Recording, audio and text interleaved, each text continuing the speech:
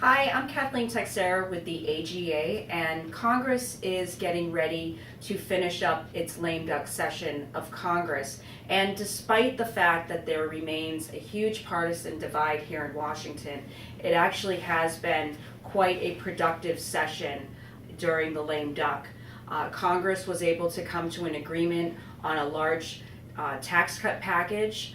They also were able to pass food safety legislation, and they also enacted a 13-month fix to the SGR, which, although AGA and all of organized medicine continue to push for a long-term permanent solution to the SGR, the fact that this Congress was able to come up with a 13-month fix early in the lame duck session that was fully paid for is somewhat of an achievement given the difficulty that Congress has had in agreeing to pass even the most non-controversial legislation.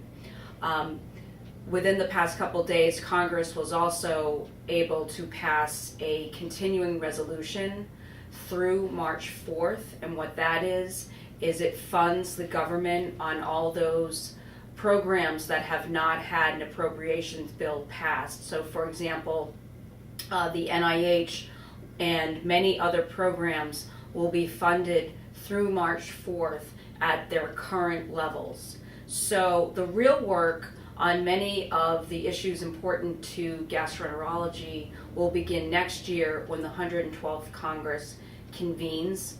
The Republicans have made no secret that they wish to cut back on government spending, and incoming Speaker Hastert has vowed that he would like to cut about $100 billion from discretionary programs, things like NIH and other non-entitlement programs. So we will be keeping an eye out on that budget process. Other issues that will be coming up in the 112th Congress obviously will be next steps on the SGR and coming up with a permanent solution, and also the implementation of healthcare reform and Republican efforts to try to scale back many of the provisions and to try to repeal many provisions. So as always, look into Eat Digest and the AGA's Washington Insider Policy blog for more updates as these issues come to the forefront.